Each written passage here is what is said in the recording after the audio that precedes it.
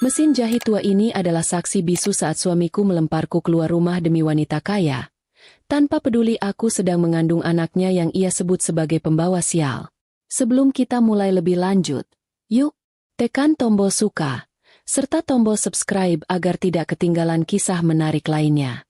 Dan jangan lupa absen asal kota Bapak Ibu di kolom komentar.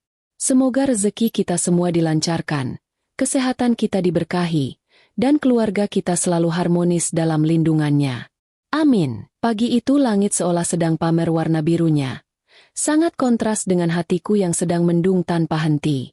Aku duduk di kursi kayu dapur, memandangi secangkir kopi hitam milik Bayu yang sudah mendingin dan bersemut karena tidak disentuh sama sekali. Sudah hampir sebulan ini, suamiku pulang seperti pencuri, masuk rumah lewat tengah malam dan berangkat lagi sebelum matahari benar-benar bangun. Kalau dulu dia selalu menyempatkan diri mengecup keningku sambil memuji wangi sabun mandi yang aku pakai, sekarang dia bahkan tidak tahan berada satu ruangan denganku lebih dari 5 menit. Aku merasa seperti pajangan lama yang sudah berdebu. Ada di sana tapi tidak pernah dianggap penting lagi. Perutku yang sudah mulai membuncit karena hamil 5 bulan seringkali aku lu sendiri. Berusaha menghibur nyawa kecil di dalam sana yang mungkin ikut merasakan betapa sunyinya rumah kami sekarang. Bayu berubah menjadi laki-laki yang sulit aku kenali. Seperti ada tembok besar yang dia bangun di antara kami tanpa memberitahuku apa alasannya. Setiap kali aku mencoba membuka obrolan ringan, dia hanya menjawab dengan gumaman pendek atau malah sibuk sendiri dengan ponselnya. Lucunya, meski hubungan kami sedang hambar-hambarnya, nafsu makannya terhadap gorengan di pinggir jalan tidak pernah luntur, sementara masakan rumah buatanku selalu berakhir di tempat sampah. Kadang aku ingin tertawa miris melihatnya lebih memilih makan bakwan dingin yang berminyak daripada sayur lodeh segar yang aku masak dengan penuh cinta. Tapi ya begitulah, cinta yang sudah mulai pudar memang sering membuat selera makan ikut berantakan, dan aku hanya bisa menelan ludah sambil menahan sesak yang makin hari makin menjadi. Ibu mertuaku, Bu Ratna, adalah bumbu paling pedas dalam hidupku yang sudah sangat menyengat ini. Sejak awal aku menginjakan kaki di rumah ini, beliau tidak pernah bosan membanding-bandingkan aku dengan Siska, anak temannya yang katanya punya kulit seputih susu dan harta setinggi gunung. Bagi Bu Ratna, aku ini hanya penjahit kampung yang kebetulan beruntung bisa menikah dengan anaknya yang ganteng dan punya masa depan cerah. Beliau sering datang ke rumah hanya untuk mengomentari debu di sudut jendela, atau cara aku menjahit kancing baju yang menurutnya kurang rapi. Pernah suatu hari beliau bilang kalau aku tidak pantas memakai daster lama di rumah karena memalukan kalau ada tamu datang. Seolah-olah aku ini harus selalu memakai gaun pesta setiap kali ingin menyapu lantai. Meski aku berusaha sekuat tenaga untuk tutup kuping, ucapan-ucapan tajam Bu Ratna mulai meresap ke dalam pikiran Bayu seperti racun yang bekerja pelan tapi pasti. Bayu yang dulunya pembelaku kini lebih sering mengangguk-angguk setuju setiap kali ibunya mencelaku di depan muka. Aku merasa seperti sedang menonton pertunjukan komedi putar yang sangat tidak lucu, di mana aku adalah orang yang diputar-putar sampai pusing sementara mereka tertawa menontonnya. Belum lagi urusan belanja bulanan yang mulai dia batasi, membuatku harus memutar otak supaya mesin jahit tuaku bisa menghasilkan sedikit uang tambahan. Aku mulai menerima pesanan jahitan dari tetangga secara sembunyi-sembunyi, karena kalau Bu Ratna tahu, beliau pasti akan mengomel kalau aku membuat rumahnya jadi kotor dengan sisa-sisa benang dan kain perca. Rahasia yang paling menyakitkan adalah ketika aku tahu kalau Bayu sering pergi makan siang dengan Siska atas perintah ibunya. Aku mengetahuinya dari bibi penjual jamu yang tidak sengaja melihat mereka di kedai makan besar dekat kantor Bayu. Rasanya jantungku seperti copot, tapi aku tetap berusaha bersikap biasa saja di depan suamiku. Meskipun rasanya ingin sekali aku siram dia pakai air cucian piring. Aku tetap menyiapkan baju kerjanya, menyetrikanya sampai licin, padahal hatiku sendiri sudah kusut luar biasa dan tidak bisa disetrika dengan cara apapun. Aku hanya bisa berharap kalau kehamilan ini bisa menjadi jembatan untuk menarik Bayu kembali ke pelukanku. Tapi ternyata aku salah besar karena badai yang lebih hebat sedang bersiap menghantamku. Malam itu, Bayu pulang dengan wajah yang lebih tegang dari biasanya. Seolah-olah dia baru saja kalah judi atau melihat hantu di jalanan.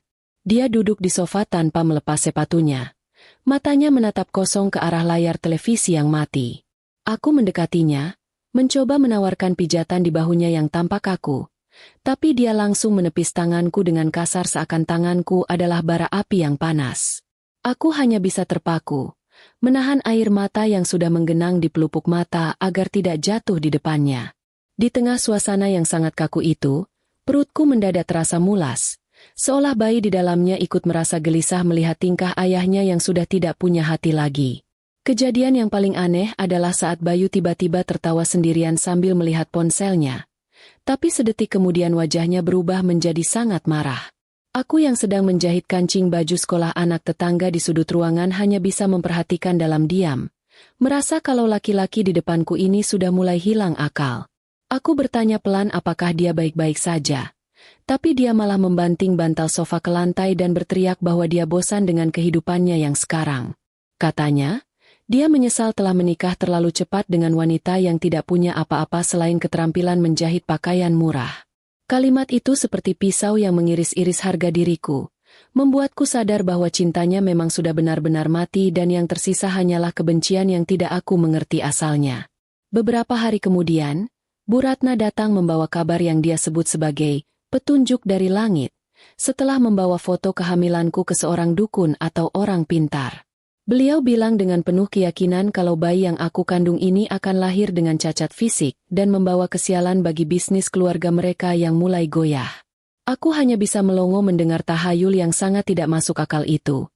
Ingin rasanya aku tertawa keras di depan wajahnya tapi aku masih punya sopan santun. Bagaimana mungkin di zaman yang sudah canggih begini, orang masih percaya hal-hal seperti itu hanya untuk mencari alasan menyingkirkan menantu sendiri? Tapi aku melihat Bayu justru mendengarkan setiap kata ibunya dengan wajah yang sangat serius. Seolah-olah ibunya sedang membacakan pengumuman juara lomba nasional. Penderitaanku mencapai puncaknya ketika aku tanpa sengaja mendengar percakapan telepon Bayu dengan Siska di balkon belakang rumah. Dia memanggil wanita itu dengan sebutan yang sangat manis. Sebutan yang dulu hanya milikku seorang. Bayu bilang kalau dia sedang mencari cara yang tepat untuk menyuruhku pergi dari rumah tanpa harus terlihat jahat di mata tetangga. Mendengar itu, tanganku gemetar hebat sampai gunting kain yang aku pegang jatuh menimpa kakiku sendiri. Tapi rasa sakit di kaki tidak ada apa-apanya dibanding hancurnya hatiku. Aku sadar bahwa selama ini aku hanyalah beban bagi mereka. Sebuah batu sandungan yang ingin segera mereka tendang jauh-jauh agar mereka bisa kembali bersinar dengan harta dan kemewahan. Lucunya, di saat hatiku sedang hancur lebur, aku malah merasa lapar luar biasa dan ingin makan martabak telur yang banyak daun bawangnya. Aku tertawa sendiri dalam tangis, berpikir betapa anehnya tubuh manusia ini, bisa tetap meminta makan meskipun jiwanya sedang sekarat. Aku pergi ke dapur, menggeledah lemari makan, dan hanya menemukan sebungkus mie instan yang sudah hancur remuk. Sambil memasak mie itu, aku bicara pada bayi dalam perutku kalau kami berdua harus kuat. Karena sepertinya kami tidak akan lama lagi berada di rumah ini. Aku bersumpah dalam hati, kalaupun nanti aku harus pergi, aku tidak akan pergi dengan kepala menunduk. Aku akan pergi membawa semua harga diri yang masih tersisa di dalam kantong dastersku. Keesokan paginya, suasana rumah terasa sangat berat seperti ada batu raksasa yang menimpa atap kami. Bayu dan ibunya duduk di meja makan, menungguku selesai menyiapkan sarapan tanpa ada satupun dari mereka yang menawarkan bantuan. Saat aku meletakkan piring nasi goreng, Bu Ratna tiba-tiba menggebrak meja dan bilang kalau rasanya terlalu asin. Padahal aku tahu betul takaran garam yang aku pakai sudah pas. Itu hanyalah alasan pembuka untuk memulai perang yang sudah mereka siapkan sejak lama. Bayu hanya diam, terus mengunyah nasi goreng itu dengan wajah datar tanpa membela istrinya sedikit pun. Aku berdiri di sana, di antara mereka, merasa seperti orang asing yang sedang menumpang makan di rumah orang kaya yang sangat kikir. Aku mencoba menarik napas dalam-dalam, menenangkan detak jantungku yang berpacu kencang seperti sedang ikut lomba lari. Aku bilang pada mereka kalau aku akan mencoba memperbaiki rasa masakan besok. Tapi Bu Ratna langsung memotong ucapanku dengan kalimat yang sangat dingin. Beliau bilang kalau tidak akan ada hari esok bagiku di rumah ini, karena mereka sudah memutuskan untuk mengakhiri semuanya hari ini juga. Aku menatap Bayu, mencari sisa-sisa cinta di matanya. Tapi yang aku temukan hanyalah kekosongan dan keinginan untuk segera lepas dari tanggung jawab. Di titik itu, aku sadar bahwa perjuanganku selama ini untuk mempertahankan rumah tangga ini hanyalah sia-sia. seperti menjahit kain yang sudah lapuk dan terus-menerus sobek. Bayu akhirnya bicara dengan nada yang sangat rendah, hampir seperti bisikan tapi sangat menusuk telinga. Dia bilang kalau hubungan kami sudah tidak bisa dipaksakan lagi, karena dia sudah menemukan kebahagiaan yang sebenarnya bersama orang lain. Dia memintaku untuk segera mengemasi barang-barangku dan pergi ke rumah bibiku di desa, karena Siska akan segera datang untuk menempati rumah ini. Rasanya seperti ada petir yang menyambar di siang bolong, membuat telingaku berdenging dan pandanganku sedikit kabur. Aku tidak menyangka kalau suamiku bisa sekejam itu, mengusir istri yang sedang mengandung anaknya sendiri demi wanita lain yang lebih kaya. Satu hal yang membuatku ingin tertawa di tengah badai ini adalah ketika Bu Ratna sibuk mengamankan toples-toples kerupuk mahal miliknya, seolah takut aku akan membawanya kabur. Beliau bahkan memeriksa tasku dengan teliti, memastikan aku tidak membawa sendok atau garpu dari dapur mereka sebagai kenang-kenangan. Aku hanya bisa tersenyum kecut melihat tingkah kekanak-kanakan itu. Betapa rendahnya mereka menilai arti seorang manusia dibandingkan dengan benda mati. Aku masuk ke kamar, mengambil mesin jahit tuaku yang sudah banyak jasanya, dan memasukkan beberapa lembar pakaian ke dalam tas kain besar. Inilah sisa hidupku setelah mengabdi beberapa tahun sebagai istri. Hanya beberapa potong baju dan sebuah mesin jahit berisik yang kakinya sudah mulai karatan. Saat aku melangkah keluar rumah, aku berpapasan dengan Siska yang baru saja turun dari mobil mewah berwarna merah menyala. Dia menatapku dengan tatapan meremehkan, seolah-olah aku ini adalah sampah yang baru saja dibersihkan dari halaman rumah barunya. Aku tidak membalas tatapannya.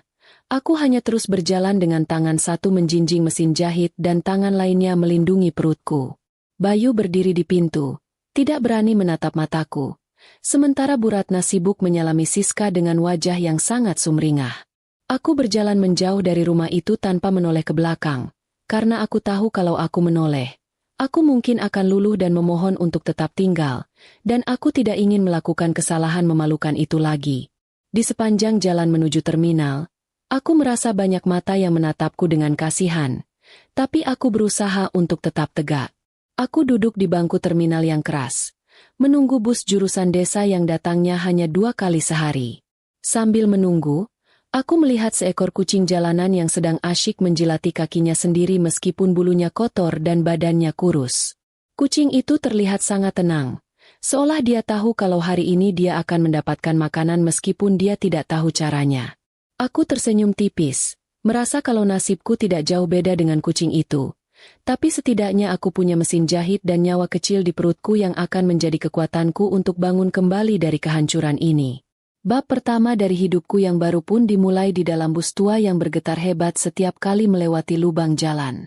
Aku memandangi pemandangan di luar jendela yang mulai berubah dari gedung-gedung beton menjadi hamparan sawah hijau yang luas. Meskipun hatiku masih terasa perih dan air mata sesekali menetes tanpa permisi, ada sedikit rasa lega yang mulai tumbuh di dadaku. Akhirnya aku lepas dari cengkeraman mertua yang jahat dan suami yang tidak punya pendirian. Di dalam bus yang pengap itu, aku berbisik pelan pada bayiku bahwa kita berdua akan baik-baik saja, dan suatu saat nanti, orang-orang yang telah membuang kita akan tahu bahwa benang emas dari seorang penjahit kecil bisa menenun masa depan yang jauh lebih mewah dari apapun yang mereka miliki. Satu hal yang lucu, di tengah kesedihan ini aku malah teringat kalau aku lupa membawa gunting kain kesayanganku yang gagangnya berwarna hijau. Gunting itu adalah peninggalan almarhum ibuku dan punya ketajaman yang luar biasa untuk memotong kain sutra sekalipun. Aku menghela napas, menganggap gunting itu sebagai tumbal untuk kebebasanku hari ini. Mungkin memang ada hal-hal yang harus ditinggalkan agar kita bisa membawa beban yang lebih penting nantinya. Aku memejamkan mata, membiarkan goyangan bus membawaku ke tempat di mana aku bisa mulai merajut kembali potongan-potongan hidupku yang sudah terkoyak, berharap benang yang aku pakai kali ini adalah benang yang paling kuat di dunia. Aku tidak tahu apa yang menantiku di desa nanti. Mungkin bibiku akan marah atau mungkin tetangga akan berbisik-bisik membicarakanku sebagai janda baru yang gagal. Tapi aku tidak peduli lagi dengan omongan orang, karena rasa lapar dan keinginan untuk melindungi bayiku jauh lebih besar daripada rasa malu. Aku meraba saku dasterku. Masih ada sisa uang beberapa puluh ribu hasil menjahit kancing baju sekolah kemarin. Uang itu terasa sangat berharga di tanganku. Jauh lebih berharga daripada semua perhiasan yang pernah Bu Ratna pamerkan padaku. Dengan uang saku yang pas-pasan dan mesin jahit yang berat ini, aku siap menghadapi apapun, karena aku tahu kalau Tuhan tidak akan membiarkan seorang ibu berjuang sendirian di tengah dunia yang luas ini. Bus tua yang aku tumpangi ini bergoyang sangat hebat, seolah sengaja ingin mengocok isi perutku sampai semua kenangan pahit di kota keluar tanpa sisa. Aku turun di pertigaan desa dengan kaki yang sedikit gemetar, memandangi gapura kayu yang catnya sudah mengelupas dimakan usia. Mesin jahit di genggamanku terasa 10 kali lebih berat dari biasanya. Mungkin karena beban pikiran yang ikut menempel di besinya yang dingin.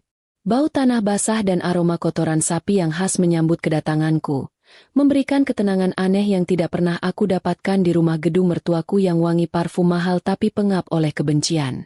Aku berjalan pelan menyusuri jalan setapak, sambil sesekali berhenti untuk membetulkan posisi tas kainku yang mulai merosot dari bahu.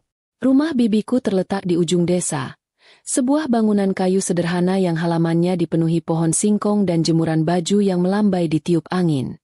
Saat aku sampai di depan pintunya, "Bibah," begitu aku memanggilnya, sedang asyik mengupas bawang merah sambil sesekali menyeka air mata karena pedasnya uap bawang.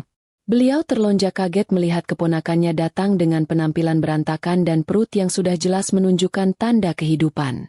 Tanpa banyak tanya, beliau langsung menarikku masuk, merebut mesin jahit dari tanganku, dan menyuruhku duduk di balai-balai bambu yang alasnya sudah sedikit bolong. Bibah memang tipe orang yang lebih banyak bertindak daripada bicara, sebuah sifat yang sangat aku syukuri karena saat ini aku sedang tidak punya tenaga untuk menjelaskan panjang lebar tentang kebodohan Bayu. Lucunya, hal pertama yang Bibah lakukan bukannya menanyakan kabarku, tapi malah menyodorkan sepiring singkong rebus hangat yang masih mengepulkan asap.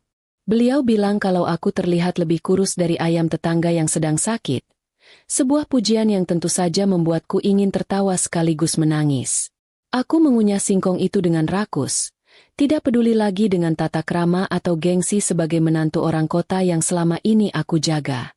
Ternyata benar, perut yang kenyang adalah obat paling mujarab untuk meredakan amarah, meskipun hatiku masih terasa seperti kain perca yang belum sempat dijahit. Bibah hanya memperhatikanku makan sambil terus mengupas bawang, seolah kedatanganku yang mendadak ini adalah hal paling biasa di dunia. Setelah perutku terisi, Bibah baru bertanya pelan kemana suamiku dan mengapa aku membawa mesin jahit kesayanganku ke desa. Aku menarik napas dalam, menceritakan semuanya mulai dari perubahan sikap Bayu sampai tamparan kata-kata Bu Ratna yang lebih sakit dari serangan fisik.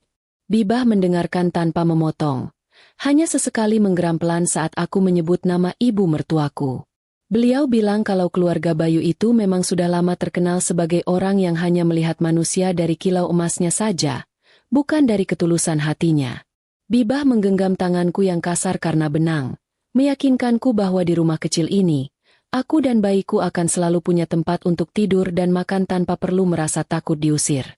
Malam pertama di desa, aku tidur di atas kasur kapuk yang baunya matahari dan debu, tapi rasanya jauh lebih nyaman daripada kasur busa mahal di kota yang penuh tekanan. Aku terbangun tengah malam karena bayi dalam perutku menendang cukup keras, seolah dia juga merasa lega bisa menghirup udara yang lebih jujur di sini.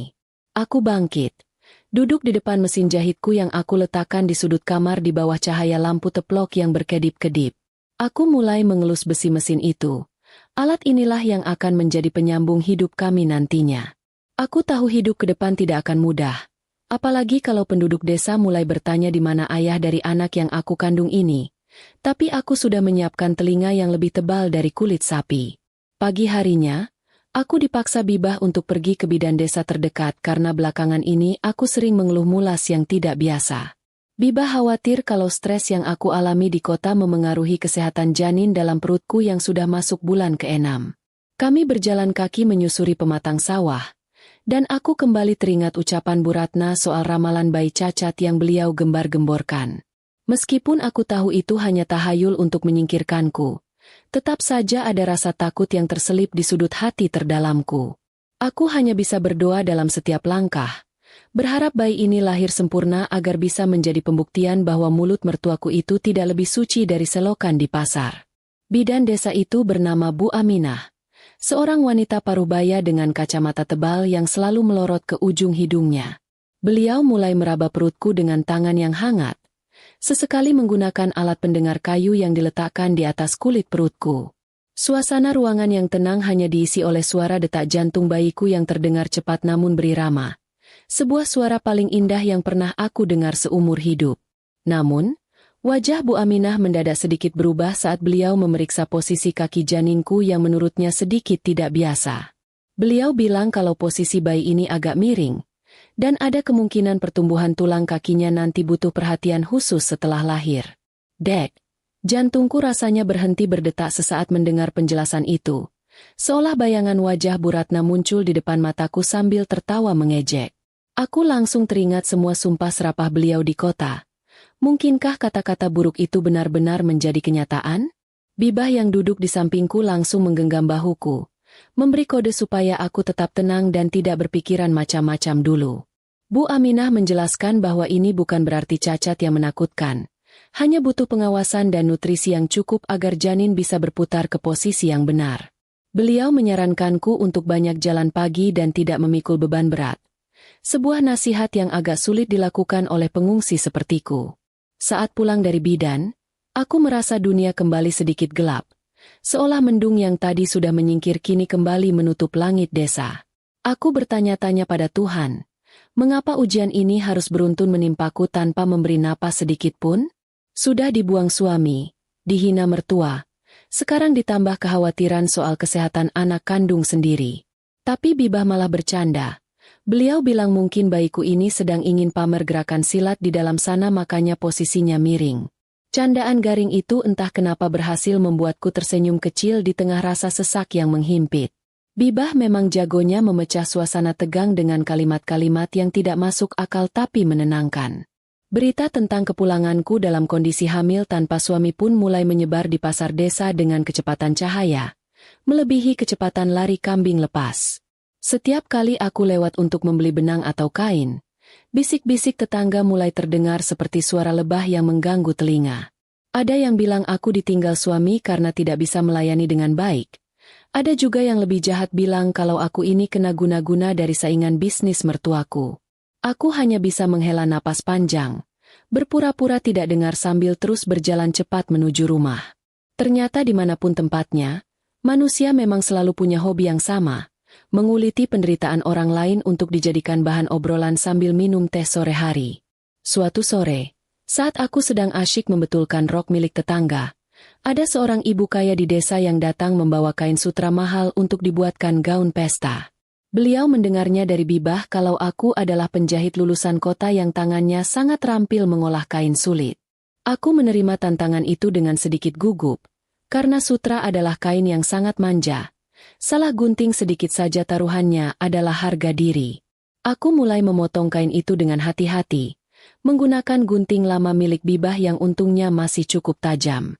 Di tengah proses menjahit, aku merasa seperti sedang menyusun kembali kepingan hidupku sendiri yang sempat berantakan. Hasil jahitanku ternyata sangat luar biasa di mata ibu kaya tersebut. Beliau bahkan memberiku upah 2 kali lipat dari harga biasanya. Beliau bilang kalau jahitan di bagian kerah dan pinggangnya sangat rapi, jauh lebih bagus daripada penjahit di kecamatan yang biasanya beliau datangi. Kejadian ini memberikan sedikit harapan baru bagiku, bahwa meskipun suamiku membuangku, keahlian tanganku tidak akan pernah meninggalkanku. Aku mulai percaya bahwa setiap lubang kancing yang aku buat adalah langkah menuju kemandirian yang lebih nyata. Bibah ikut senang melihatku mendapatkan pelanggan pertama. Beliau bahkan menawarkan untuk mengubah teras depan rumah menjadi ruang jahit sederhana untukku. Namun, ketenangan itu kembali terusik saat suatu hari aku menerima sebuah surat yang dialamatkan ke rumah Bibah dari kota. Aku mengenali tulisan tangan itu. Tulisan tangan Bayu yang dulu sering menuliskan janji manis di atas kartu ulang tahunku. Dengan tangan gemetar, aku membuka amplop itu, berharap ada kata maaf atau setidaknya pertanyaan tentang kabarku dan bayinya. Tapi harapanku hancur berkeping-keping saat membaca isinya yang sangat singkat dan dingin. Bayu hanya mengirimkan dokumen pemberitahuan kalau dia akan segera mengurus perceraian secara resmi dan memintaku untuk tidak pernah kembali ke kota untuk menuntut apapun, termasuk nafkah anak. Bayu menulis bahwa dia tidak ingin hidupnya terganggu oleh beban masa lalu, dan urusan bayi yang kemungkinan besar akan merepotkannya karena tidak normal. Membaca kalimat, Tidak normal. Itu membuat dadaku meledak oleh amarah yang luar biasa. Berani-beraninya dia menghina darah dagingnya sendiri hanya berdasarkan ramalan ibunya. Aku meremas surat itu sampai hancur, lalu melemparkannya ke tungku kayu bakar yang sedang digunakan Bibah untuk memasak air. Biarlah surat itu menjadi abu. Sama seperti cintaku padanya yang kini benar-benar sudah tidak berbekas sama sekali. Aku berjanji pada diriku sendiri, aku tidak akan pernah meminta sepeser pun uang darinya, bahkan jika aku harus makan nasi garam setiap hari. Malam itu, aku duduk di teras memandangi bulan sabit yang menggantung rendah di atas pepohonan kelapa. Aku mengelus perutku, bicara pelan pada bayiku agar dia tidak perlu sedih karena tidak memiliki ayah yang mau mengakuinya. Aku bilang padanya bahwa kita berdua adalah tim yang hebat, dan kita akan membuktikan pada dunia bahwa mereka yang meremehkan kita akan tertunduk malu suatu saat nanti. Aku tidak lagi menangis, karena air mataku sudah habis terkuras di dalam bus saat perjalanan pulang kemarin. Sekarang yang tersisa hanyalah bara semangat yang menyala di balik dadaku, membakar semua rasa takut dan keraguan yang sempat menghantui. Bab kedua ini memang ditutup dengan pengkhianatan tertulis dari Bayu. Tapi hatiku justru merasa lebih ringan karena sekarang statusku sudah jelas. Aku bukan lagi istri yang digantung tanpa kabar, melainkan seorang calon ibu tunggal yang siap bertarung melawan takdir. Aku mulai merencanakan untuk memperbesar usaha jahitku, mengumpulkan uang sedikit demi sedikit untuk persiapan persalinan nanti. Aku tahu perjalananku masih panjang dan tanjakan di depanku mungkin akan semakin terjal, tapi selama jarum jahitku masih bisa menembus kain, aku tidak akan pernah menyerah kalah pada keadaan. Bibah keluar membawa 2 gelas teh hangat. Beliau duduk di sampingku tanpa bicara apapun, hanya ikut memandangi bulan. Kesunyian ini terasa sangat mahal, jauh lebih berharga daripada hiruk-pikuk kota yang penuh kepalsuan. Di desa kecil ini, di bawah lindungan Bibah dan ditemani mesin jahit tuaku, aku akan melahirkan masa depan yang baru. Biarlah Bayu dengan Siskanya dan Bu Ratna dengan kesombongannya tenggelam dalam dunia mereka sendiri. Aku punya duniaku sendiri sekarang. Sebuah dunia yang dibangun di atas benang-benang harapan yang tidak akan mudah putus meski ditarik oleh badai sekalipun. Besok pagi, aku akan mulai membuat papan nama sederhana dari kayu sisa untuk dipasang di depan rumah. Busana Larasati. Nama itu bukan hanya identitas usahaku, tapi identitas baruku sebagai wanita yang berdiri di atas kakinya sendiri. Aku akan membuktikan bahwa bayi yang mereka sebut aib ini akan tumbuh menjadi bintang yang paling bersinar di langit keluarga kami. Tidurku malam itu terasa sangat lelap, tanpa mimpi buruk tentang mertua atau suami pengecut. Hanya mimpi tentang warna-warni kain yang menunggu untuk aku ubah menjadi karya indah. Waktu seolah berjalan lebih lambat di desa, tapi perutku justru semakin membesar dengan sangat cepat seolah ingin segera menunjukkan siapa pemenangnya. Aku sering terbangun di pagi buta, saat ayam jantan tetangga baru saja berdehem menyiapkan suara, hanya untuk duduk di depan mesin jahit dan memandangi fajar yang perlahan menyapu kegelapan. Kehamilan bulan ke-8 ini membuat kakiku sering bengkak seperti talas Bogor. Lucu sekali kalau diingat dulu aku sangat peduli dengan ukuran sepatu hak tinggiku. Sekarang, aku lebih sering bertelanjang kaki atau memakai sandal jepit karet yang sudah tipis, karena itu satu-satunya cara agar aku bisa tetap berjalan tanpa rasa sakit yang berlebihan. Bibah sering mengomel melihatku masih saja berkutat dengan tumpukan kain pesanan. Tapi beliau tidak tahu kalau suara putaran mesin jahit ini adalah musik yang paling bisa menenangkan jiwaku. Busana Larasati, papan nama kayu yang aku buat dengan sisa ket pagar itu, sekarang sudah berdiri tegak di depan rumah Bibah meski posisinya agak miring karena tertabrak kambing liar. Ternyata, keahlianku membuat pola baju yang pas di badan membuat namaku semakin harum di desa-desa tetangga, mengalahkan berita miring soal status jandaku yang mulai basi. Orang-orang mulai lebih tertarik membahas bagaimana caranya aku bisa menyulap kain katun murah menjadi gaun yang terlihat sangat mewah daripada membahas siapa ayah dari bayi di perutku. Aku merasa seperti sedang melakukan balas dendam yang sangat halus. Saat mereka sibuk membicarakan kekuranganku, aku membalasnya dengan kualitas karyaku yang membuat mereka tetap harus mengantre untuk memakai jasaku. Suatu hari, seorang wanita parubaya yang merupakan istri kepala desa datang membawa tumpukan kain seragam batik untuk acara pernikahan anaknya. Beliau memintaku menyelesaikan 30 seragam dalam waktu 2 minggu, Sebuah tantangan yang cukup gila untuk orang yang menjahit sendirian dengan perut sebesar semangka. Lucunya, saat beliau melihatku sedang memegang gunting dengan susah payah karena posisi duduk yang terhalang perut, beliau malah menawarkan bantuan untuk mencarikan asisten dari anak-anak muda di desa yang ingin belajar menjahit. Aku sempat ragu karena tidak punya uang untuk menggaji mereka. Tapi beliau bilang kalau mereka cukup diajari ilmu menjahit saja sudah sangat senang. Inilah keajaiban hidup di desa. Saat kita sedang di bawah, selalu saja ada tangan yang terulur tanpa perlu kita minta secara berlebihan. Di tengah kesibukan itu, aku sering merenung apakah Bayu pernah sedikit saja merasa rindu pada gerakan janin yang dulu sempat dia elus saat kami masih bahagia. Tapi aku segera menepis pikiran itu. Apalagi setelah aku tahu dari teman lamaku di kota bahwa Bayu dan Siska baru saja mengadakan pesta pertunangan yang sangat mewah. Temanku bilang kalau pesta itu dihadiri oleh banyak pejabat dan Bu Ratna terlihat sangat bangga memamerkan menantu barunya yang katanya punya toko berlian. Aku tertawa kecil sambil terus menginjak pedal mesin jahit. Membayangkan betapa sibuknya mereka menjaga gengsi sementara aku di sini sedang sibuk membangun masa depan yang nyata. Biarlah mereka berpesta di atas panggung sandiwara. Aku lebih memilih berkeringat di dapur dan ruang jahitku sendiri.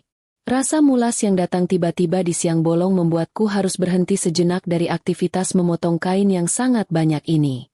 Bibah langsung panik. Beliau berlari ke dapur dan malah membawa ulekan sambal bukannya air minum. Saking bingungnya melihat aku meringis kesakitan. Kejadian itu sempat menjadi bahan tertawaan kami berdua setelah rasa mulasnya hilang.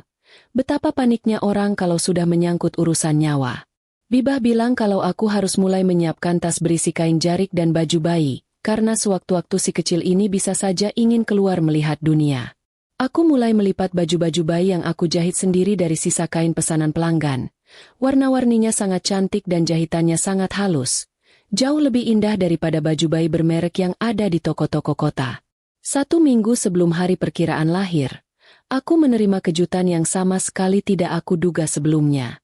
Sebuah mobil hitam yang tampak sangat tidak asing berhenti di depan rumah Bibah, mengeluarkan debu jalanan yang menutupi tanaman singkong kami. Hatiku berdebar kencang, antara takut dan penasaran. Mungkinkah Bayu datang karena merasa bersalah? Tapi yang turun dari mobil bukan Bayu, melainkan Bu Ratna dengan kacamata hitam besarnya yang terlihat sangat tidak cocok dengan suasana desa yang berdebu. Beliau melangkah dengan sangat angkuh, menutup hidungnya dengan sapu tangan sutra seolah udara di desaku ini sangat beracun bagi paru-parunya yang terhormat. Aku berdiri di ambang pintu, mencoba tetap tenang meski tanganku dingin seperti es di dalam kulkas. Bu Ratna tidak menyapa. Beliau hanya memandangi papan nama busana Larasati dengan tatapan yang sangat menghina, lalu tertawa pendek yang suaranya sangat menyebalkan di telingaku. Beliau bilang kalau tujuannya datang jauh-jauh hanya ingin memastikan kalau aku tidak akan pernah berani muncul di pesta pernikahan Bayu dan Siska bulan depan. Beliau mengeluarkan selembar amplop berisi uang yang katanya adalah uang tutup mulut agar aku tidak mengganggu kebahagiaan putranya dengan membawa-bawa urusan anak. Lucunya, saat Bu Ratna sedang asyik menceramahi aku soal martabat keluarga besarnya, seekor ayam peliharaan Bibah mendadak melompat ke atas kap mobil hitamnya dan buang kotoran tepat di sana. Wajah Bu Ratna yang tadinya angkuh langsung berubah menjadi merah padam karena marah. Sementara aku berusaha sekuat tenaga untuk tidak meledakkan tawa di depan mukanya.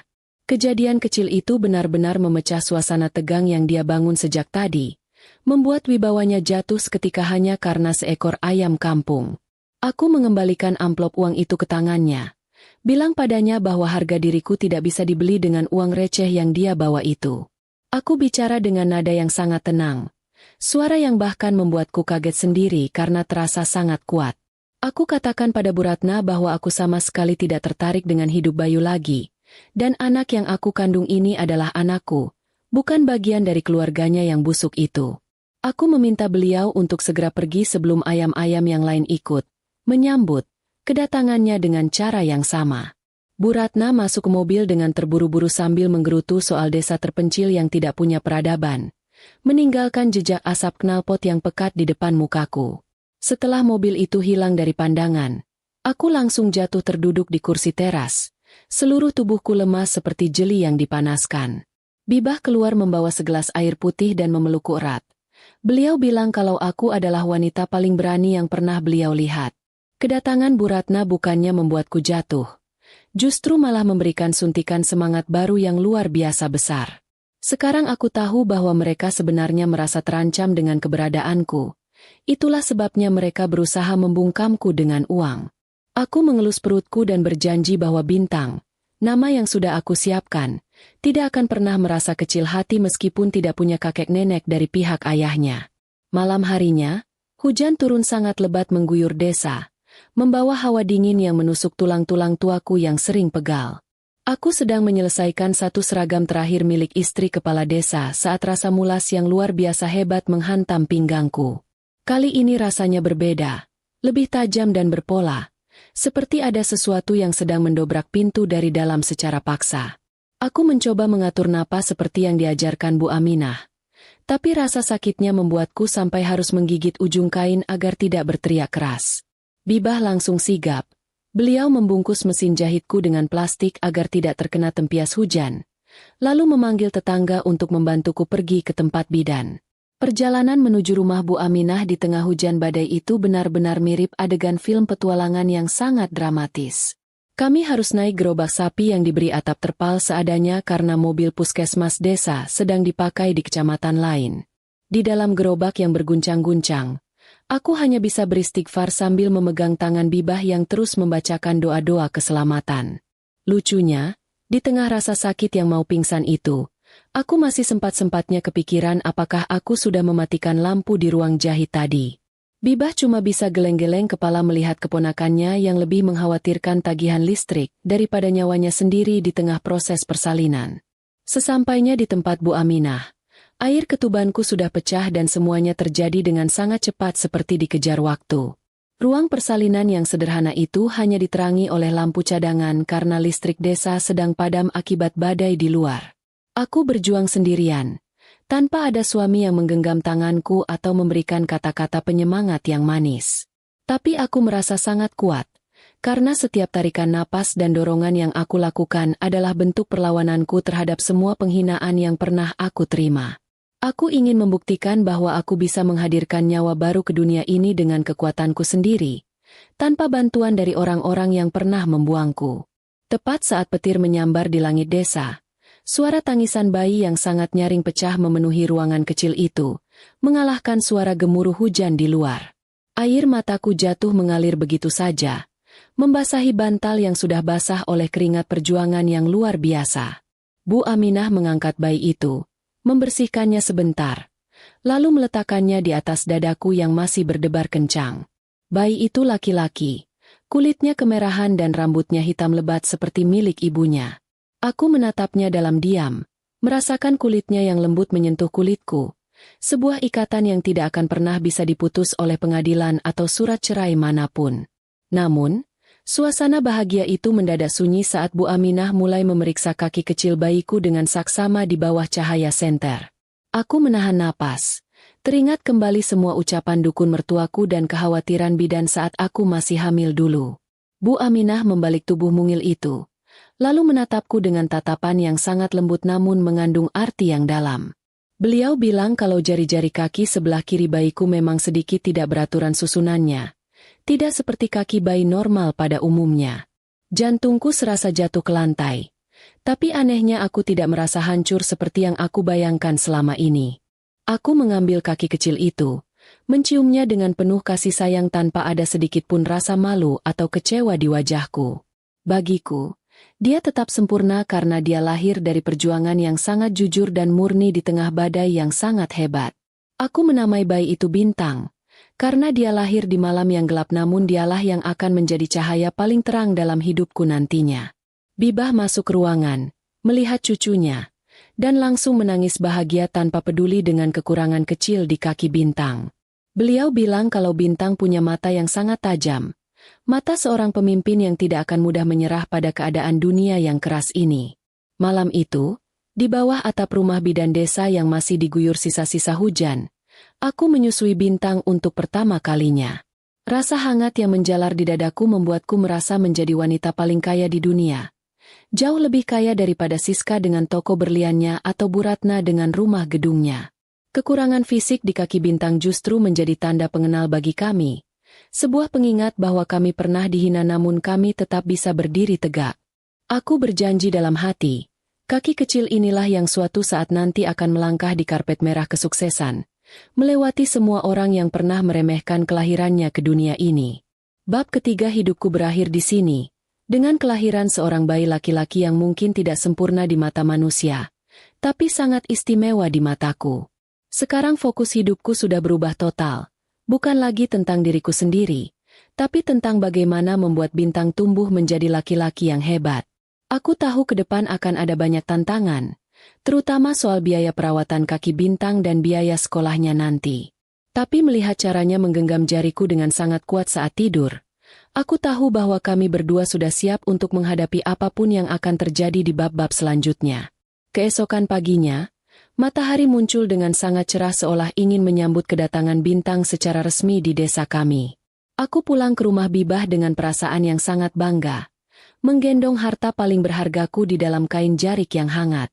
Busana Larasati akan tetap buka, dan kali ini aku punya motivasi yang jauh lebih besar untuk terus menggerakkan roda mesin jahitku.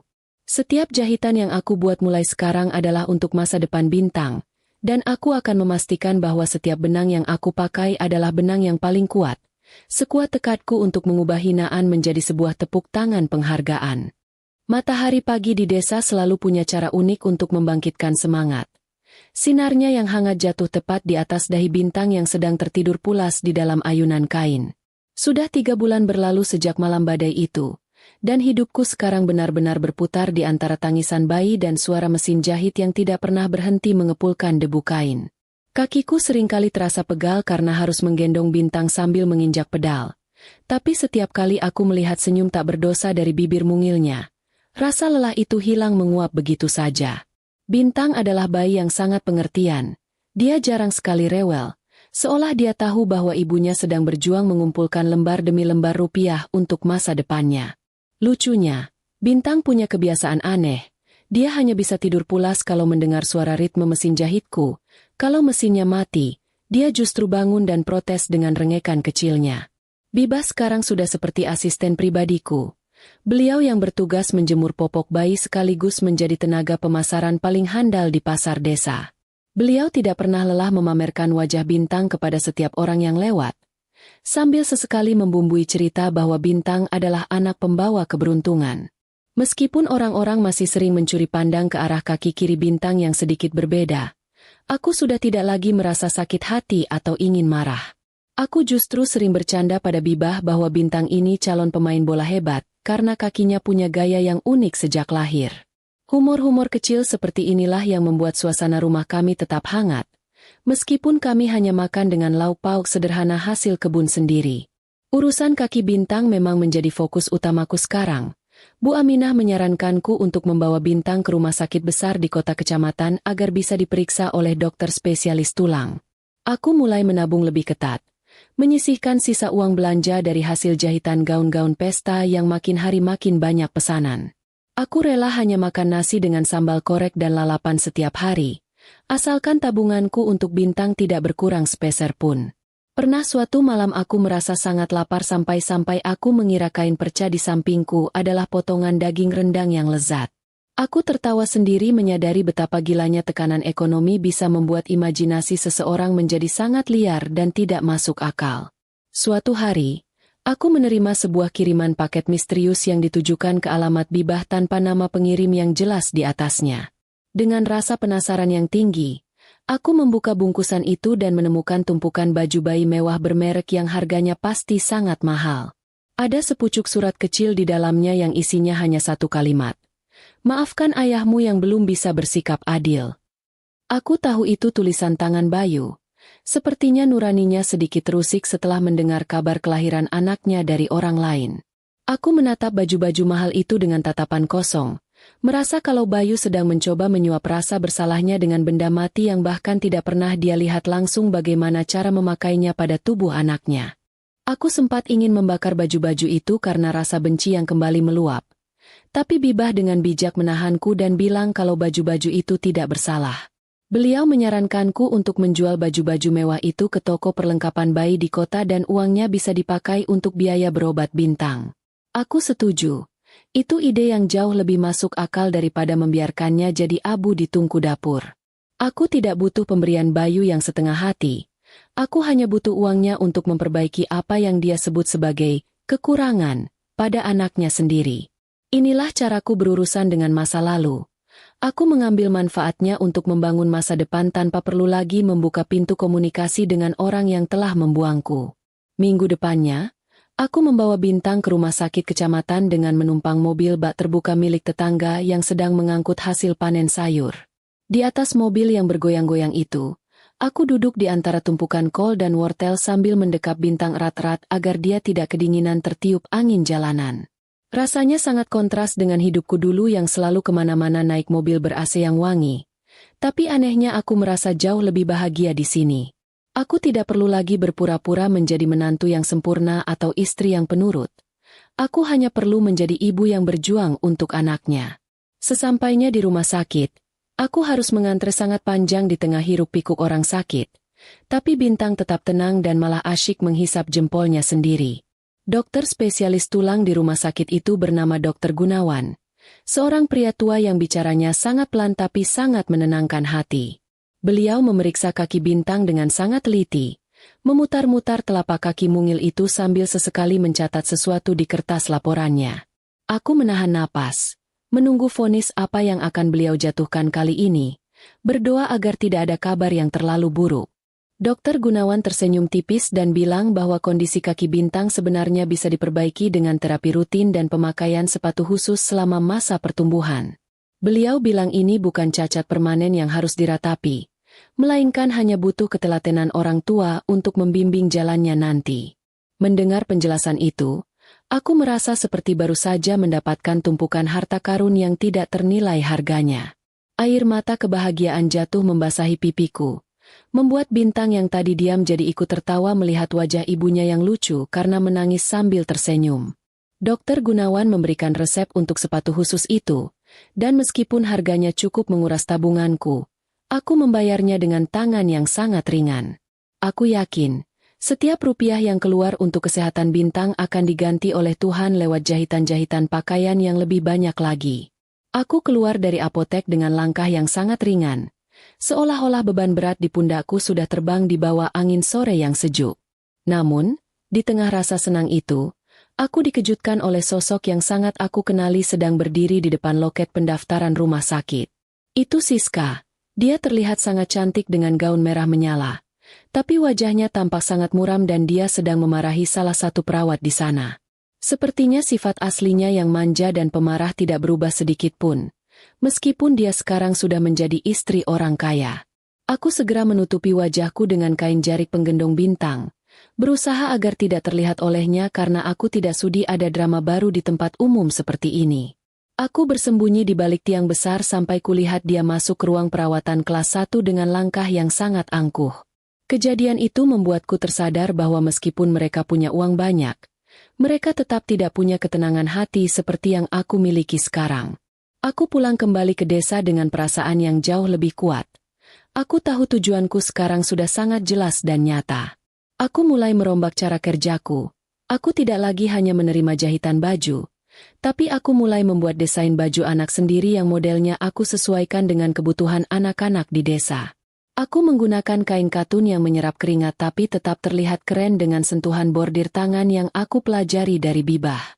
Usahaku yang tadinya hanya permak pakaian, perlahan berubah menjadi butik kecil yang mulai dikenal banyak orang di kecamatan. Aku menamai merek baju anakku, Bintang Kecil. Dan aku selalu menyisipkan doa dalam setiap jahitan yang aku buat agar siapapun yang memakainya akan merasa bahagia. Tanpa kusangka, desain bajuku menarik perhatian seorang pemilik toko baju di kota yang secara tidak sengaja melihat salah satu pelangganku memakai baju buatanku di pasar.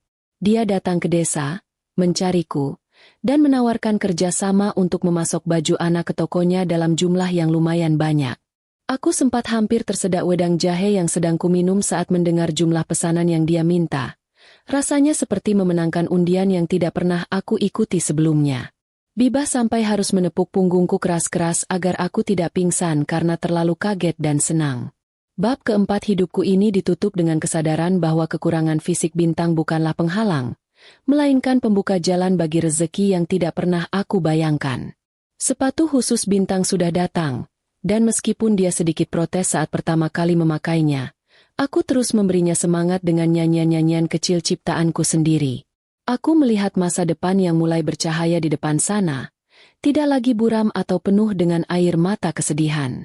Aku adalah Laras, seorang penjahit yang pernah dibuang, tapi sekarang aku sedang menjahit takdirku sendiri dengan benang keberanian yang tidak akan pernah bisa diputus oleh siapapun.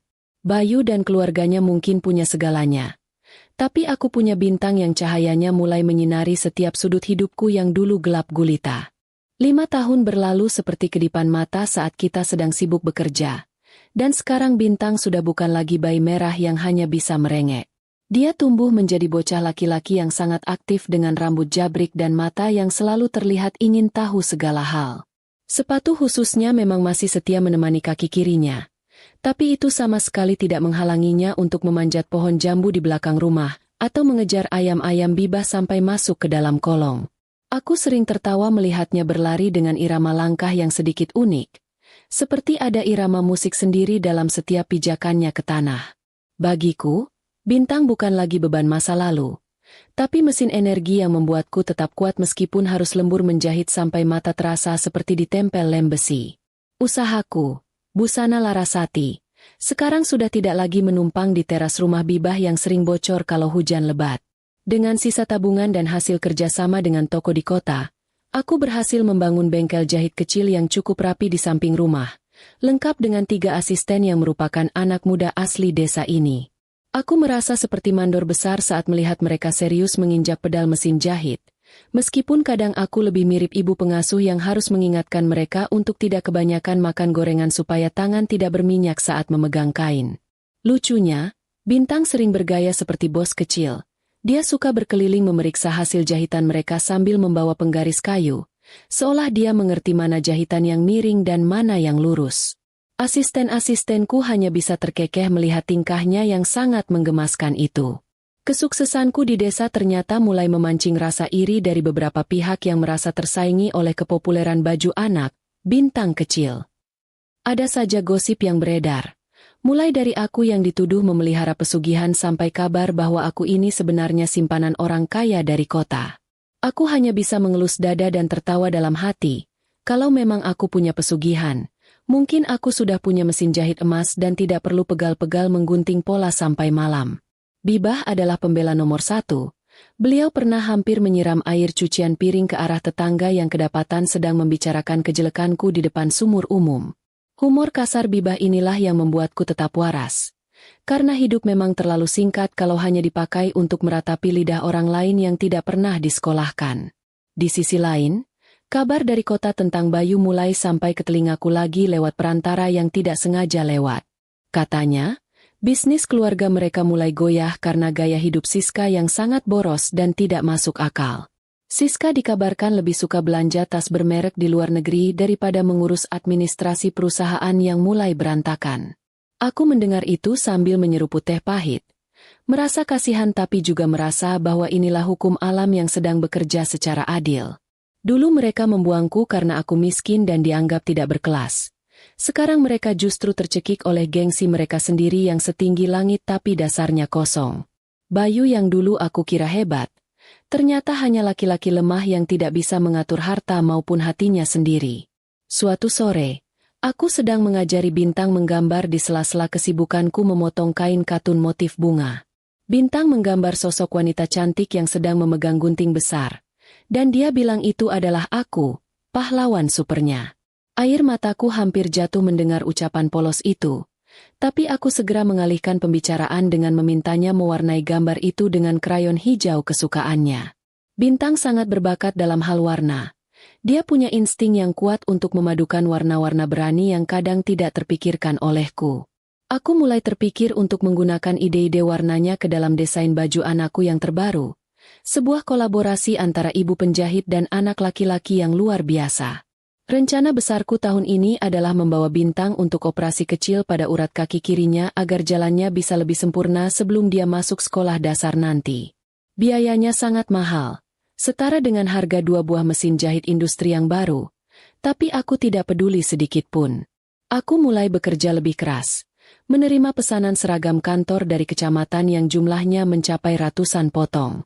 Aku sering tidak tidur hanya untuk memastikan setiap kancing terpasang dengan kuat dan setiap jahitan terkunci dengan rapi. Kadang aku merasa seperti robot yang digerakkan oleh baterai bernama cinta, yang tidak akan pernah habis dayanya selama Bintang masih ada di sampingku. Kejadian lucu terjadi saat aku sedang sibuk-sibuknya mengejar target pesanan tersebut. Salah satu mesin jahitku mendadak mati total dan berasap karena terlalu lama dipaksa bekerja, membuat seisi ruangan panik karena takut terjadi kebakaran. Di tengah kepanikan itu, Bintang malah datang membawa botol air minumnya dan menyiram mesin panas itu dengan air dingin, bermaksud ingin membantu mendinginkannya. Alhasil, mesin itu benar-benar tamat riwayatnya karena korsleting listrik yang lebih parah, dan aku hanya bisa menggaruk kepala yang tidak gatal sambil menatap wajah Bintang yang terlihat sangat merasa bersalah. Aku memeluknya dan bilang tidak apa-apa. Mesin bisa dibeli lagi tapi niat baik anakku adalah harta yang jauh lebih mahal harganya.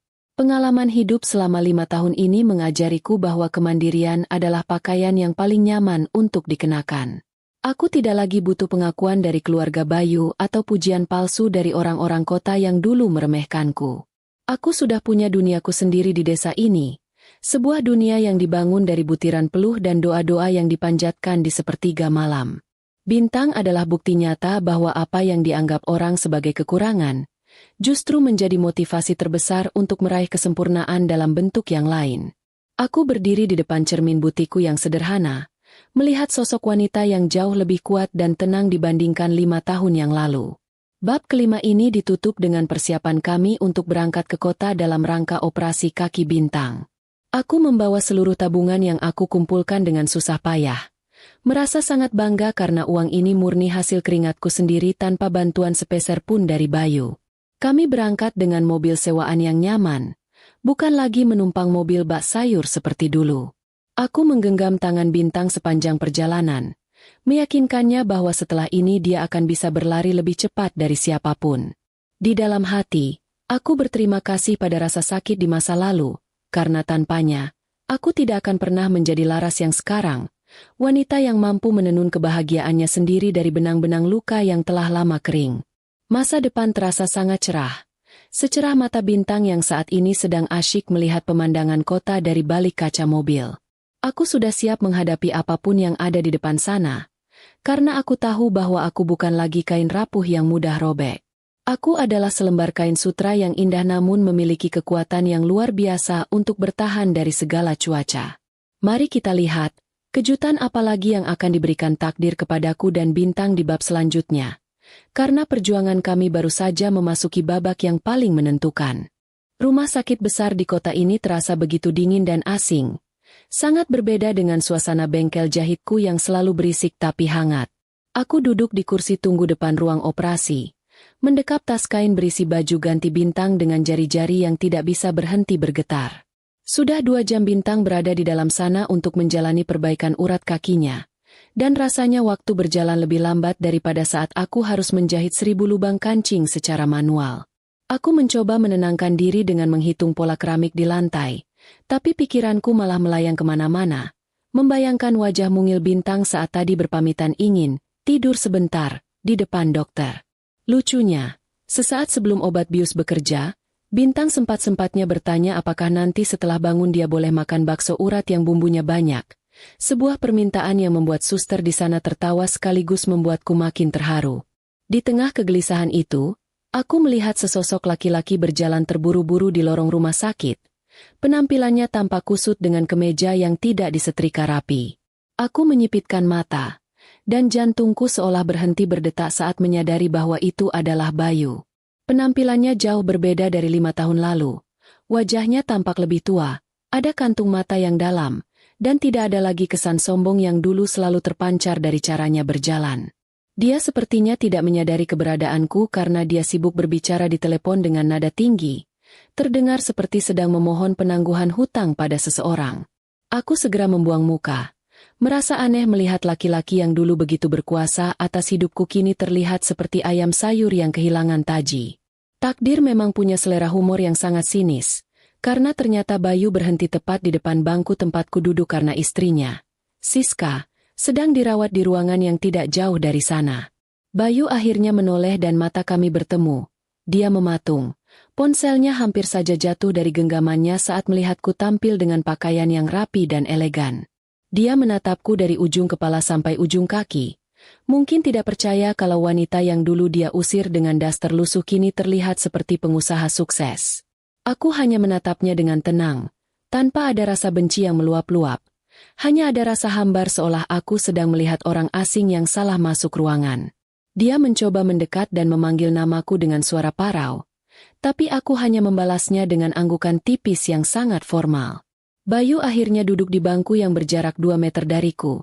Suasana di antara kami begitu kaku sampai-sampai suara detak jam dinding terdengar seperti suara palu godam. Dia mulai bercerita tanpa aku minta. Katanya Siska mengalami keguguran untuk yang ketiga kalinya dan bisnis keluarganya sudah di ujung tanduk karena terlilit hutang bank. Siska rupanya menderita penyakit yang membuat emosinya tidak stabil, dan gaya hidup mewahnya telah menguras seluruh aset keluarga mereka sampai habis tak bersisa. Bayu tertunduk lesu. Air matanya menetes mengenai kemeja kusutnya. Dia bilang kalau ini mungkin kualat karena telah menyanyiakan aku dan bayiku dulu. Aku hanya mendengarkan sambil terus memeluk tas Bintang, merasa kalau penyesalannya sekarang sudah sangat terlambat dan tidak akan bisa mengubah apapun yang sudah terjadi. Satu hal yang membuatku ingin tertawa miris adalah saat Bayu bertanya di mana anak kami dan bagaimana kondisinya sekarang. Aku menunjuk ke arah pintu ruang operasi dengan tenang, memberitahunya bahwa anak yang dulu dia sebut aib dan cacat itu sedang berjuang untuk bisa berjalan lebih tegak. Wajah Bayu langsung berubah pucat pasi. Dia tampak sangat terpukul mengetahui kalau anaknya harus dioperasi sementara dia tidak tahu apa-apa selama 5 tahun ini. Dia mencoba merogoh dompetnya. Mungkin ingin menawarkan bantuan uang, tapi dia sendiri kemudian ragu setelah melihat isi dompetnya yang tampak tipis. Aku bilang padanya bahwa dia tidak perlu repot. Karena semua biaya operasi dan rumah sakit sudah aku lunasi di depan dengan hasil keringatku sendiri. Operasi Bintang akhirnya selesai. Dokter keluar dengan wajah cerah dan menyatakan bahwa semuanya berjalan dengan sangat sukses.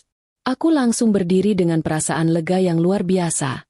Seolah ada beban ribuan ton yang baru saja diangkat dari pundakku. Bayu ikut berdiri dan mencoba mengikuti langkahku saat aku mendekati dokter. Tapi aku langsung memberinya isyarat tangan agar dia tetap di tempatnya. Aku menegaskan bahwa Bintang adalah anakku, dan dia tidak punya hak untuk ikut campur atau bahkan melihat wajah Bintang di saat seperti ini. Bayu terhenti. Wajahnya menunjukkan rasa sakit yang luar biasa. Tapi dia sadar bahwa dia memang tidak pantas berada di sisi kami setelah semua pengkhianatannya. Beberapa hari setelah operasi, Bintang sudah diizinkan pulang ke desa dengan kaki yang masih dibalut gips. Tapi semangatnya tetap membara seperti api unggun. Bibah menyambut kami dengan pesta kecil-kecilan di rumah. Beliau memasak ayam ingkung dan nasi tumpeng untuk syukuran atas keberhasilan operasi Bintang. Lucunya, Bintang malah lebih tertarik memainkan gips di kakinya dengan spidol warna-warni. Dia menggambar motif bunga dan garis-garis abstrak sampai gipsnya penuh dengan coretan.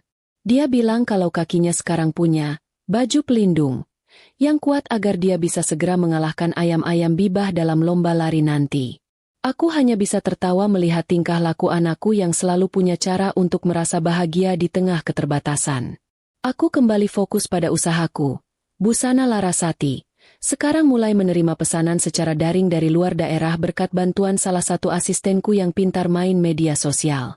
Foto-foto Bintang yang memakai baju buatan kami menjadi daya tarik tersendiri. Orang-orang sangat menyukai kisah seorang ibu penjahit yang berjuang untuk anaknya yang spesial. Aku merasa hidupku sekarang sudah lengkap, meskipun tanpa kehadiran sosok suami di sampingku. Aku sadar bahwa cinta sejati tidak harus datang dari pasangan, tapi bisa datang dari senyum anak yang merasa dicintai tanpa syarat. Benang-benang takdirku kini sudah tersusun rapi, menciptakan pola kehidupan yang jauh lebih indah dari yang pernah aku bayangkan saat aku menangis di terminal dulu. Bab ke-6 ini ditutup dengan pemandangan sore hari di teras rumah, di mana Bintang sedang belajar berjalan perlahan dengan bantuan tongkat kecil. Aku duduk di sampingnya sambil menjahit bordir manual pada sebuah gaun pesanan. Sesekali memberinya semangat saat dia hampir terjatuh. Bayu dan masa lalu di kota itu sekarang terasa seperti mimpi buruk yang sudah lama berlalu dan tidak ingin aku ingat lagi. Aku sudah memaafkan, tapi aku tidak akan pernah lupa. Karena ingatan itulah yang membuatku tetap rendah hati dan kuat berdiri di atas kakiku sendiri. Masa depan bukan lagi tentang pembuktian kepada orang lain, tapi tentang bagaimana aku dan Bintang bisa terus menenun kebahagiaan kami setiap hari, jahitan demi jahitan. Bintang kini sudah mulai bersekolah, dan melihatnya memakai seragam merah putih dengan langkah yang jauh lebih tegak adalah pemandangan paling mewah yang pernah aku saksikan. Operasi itu benar-benar mengubah segalanya. Meskipun dia masih sedikit pincang jika terlalu lelah berlari, tapi semangatnya tidak bisa dikalahkan oleh anak-anak lain yang kakinya normal. Aku sering tertawa sendiri saat menjemputnya sekolah. Bintang selalu pulang dengan baju penuh noda tanah atau bekas krayon. Tanda kalau dia benar-benar menikmati hidupnya tanpa merasa kecil hati. Dia menjadi anak yang sangat populer karena sifatnya yang jenaka. Seringkali dia menghibur teman-temannya dengan menirukan suara mesin jahitku yang sedang ngadat, yang suaranya mirip batuk orang tua tersedak kacang. Usaha, Busana Larasati, sekarang sudah bukan lagi sekadar bengkel jahit desa, melainkan mulai berubah menjadi rumah produksi kecil yang cukup sibuk. Aku berhasil menyewa sebuah ruko tua di pinggir jalan raya kecamatan untuk dijadikan pusat penjualan dan ruang pameran karya-karyaku. Lucunya, ruko itu dulunya adalah gudang beras yang penuh debu, tapi setelah aku poles dengan cat warna-warni dan pajangan kain sutra, orang-orang malah mengiranya sebagai butik mewah dari kota. Aku juga mulai mempekerjakan beberapa ibu janda di desa untuk membantu bagian bordir manual. Karena aku ingin mereka juga punya penghasilan sendiri tanpa harus bergantung pada belas kasihan orang lain. Aku merasa seperti sedang membangun sebuah keluarga besar yang disatukan oleh benang dan jarum jahit. Namun, di tengah kesuksesan yang mulai meroket, aku dikejutkan oleh kedatangan seorang tamu yang sama sekali tidak aku undang di butik baruku. Bayu datang lagi. Kali ini penampilannya jauh lebih menyedihkan daripada saat kami bertemu di rumah sakit dulu. Dia memakai jaket usang dan wajahnya terlihat sangat tirus, seolah dia baru saja melewati badai yang tidak ada habisnya. Dia duduk di kursi tamu butikku dengan kepala tertunduk. Tangannya gemetar saat memegang segelas air putih yang disuguhkan asistenku. Bayu mengaku kalau dia sudah tidak punya apa-apa lagi. Rumahnya di kota sudah disita bank, dan Siska pergi meninggalkannya setelah semua harta mereka habis ludes untuk membayar hutang judi ayah Siska. Aku mendengarkan ceritanya sambil terus melipat beberapa potong pakaian anak. Tidak ada rasa senang melihatnya menderita, tapi juga tidak ada rasa ingin memeluknya kembali. Bayu memohon agar aku mau menerimanya kembali, setidaknya sebagai karyawan atau pesuruh di butikku karena dia tidak tahu lagi harus pergi kemana. Dia bilang ingin menebus kesalahannya pada Bintang dan ingin merasai bagaimana rasanya menjadi seorang ayah yang sebenarnya. Aku sempat terdiam lama, memandangi wajah laki-laki yang dulu pernah menjadi seluruh duniaku, namun sekarang terasa begitu asing dan jauh. Humor pahit takdir kembali terasa. Dulu dia mengusirku karena menganggapku beban. Sekarang dialah yang datang memohon agar aku mau memikul bebannya. Aku menolak permintaannya untuk rujuk dengan cara yang sangat halus namun tegas. Karena hatiku sudah bukan lagi tempat untuk singgah bagi orang yang pernah membuangku.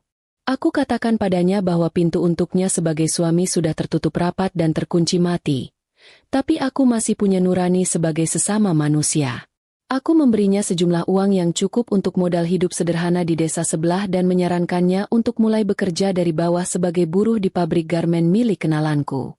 Aku tidak ingin dia berada di dekat Bintang sekarang, karena aku tidak mau pikiran anakku terganggu oleh sosok ayah yang tiba-tiba muncul hanya saat sedang susah.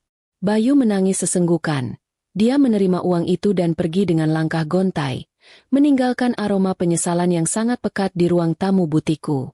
Bibah sempat mengomeli keputusanku yang masih mau memberi uang pada laki-laki tidak tahu untung itu. Beliau bilang lebih baik uangnya dipakai untuk membeli stok kerupuk 1 tahun. Aku hanya tertawa menanggapi kekesalan Bibah. Bagiku uang itu adalah pembayaran terakhir untuk masa laluku agar aku benar-benar bisa lepas secara batin. Aku ingin menunjukkan bahwa aku sudah jauh melampaui rasa dendam. Aku tidak perlu melihatnya hancur untuk merasa menang, karena keberhasilanku membangun hidup sendiri adalah kemenangan yang paling hakiki. Sore itu, aku mengajak Bintang makan bakso di pinggir lapangan desa, Melihatnya lahap makan sambil bercerita soal nilai matematikanya yang bagus membuatku sadar bahwa keputusanku sudah sangat benar. Kejadian tak terduga kembali terjadi saat seorang desainer ternama dari ibu kota tidak sengaja melihat unggahan foto baju bintang kecil di media sosial. Dia sangat tertarik dengan motif bordir khas desa yang aku padukan dengan desain modern, dan dia mengajakku untuk ikut serta dalam pameran busana nasional. Aku hampir menjatuhkan setrika panas saat membaca pesan singkat di ponselku. Rasanya seperti sedang bermimpi di siang bolong sambil berdiri di depan tumpukan cucian. Kesempatan ini adalah gerbang menuju dunia yang lebih luas.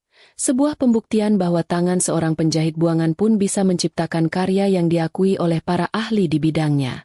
Bab ketujuh ini ditutup dengan kesibukanku menyiapkan koleksi terbaik untuk dibawa ke pameran besar itu.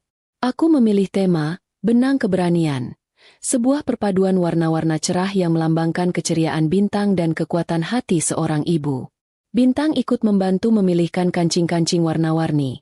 Dia sangat bangga melihat ibunya sibuk menyiapkan gaun-gaun indah yang akan dipajang di panggung besar.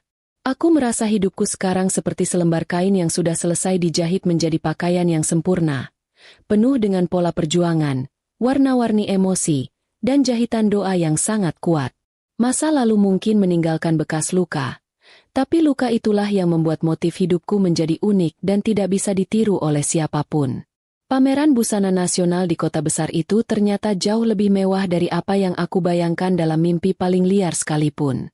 Aku berdiri di belakang panggung, dikelilingi oleh model-model jangkung yang memakai baju-baju rancanganku, sementara tanganku masih saja sibuk merapikan lipatan kain yang sebenarnya sudah sangat sempurna. Lucunya, di tempat yang penuh orang-orang wangi parfum mahal ini, aku malah merindukan bau minyak telon bintang dan aroma singkong goreng buatan Bibah. Aku merasa seperti orang asing yang tiba-tiba diberi mahkota, tapi aku tidak merasa gentar sedikit pun. Saat pembawa acara memanggil namaku sebagai perancang busana berbakat tahun ini, aku melangkah keluar dengan daster batik modifikasi buatanku sendiri, membuat semua mata terbelalak karena melihat penampilan yang sangat tidak biasa namun sangat berani. Sambutan orang-orang terhadap koleksi, benang keberanian, sangat luar biasa. Mereka menyukai kejujuran dalam setiap detail jahitanku yang tidak kaku. Banyak pengusaha tekstil yang langsung menghampiriku untuk menawarkan kerjasama investasi agar merek bajuku bisa diproduksi secara massal. Namun, di tengah keramaian itu, mataku justru menangkap sosok Bu Ratna yang berdiri di pojok ruangan dengan wajah yang sangat pucat dan tubuh yang jauh lebih kurus. Beliau sepertinya diajak oleh salah satu temannya yang menjadi tamu undangan pameran ini. Saat mata kami bertemu, kulihat beliau menunduk dalam-dalam.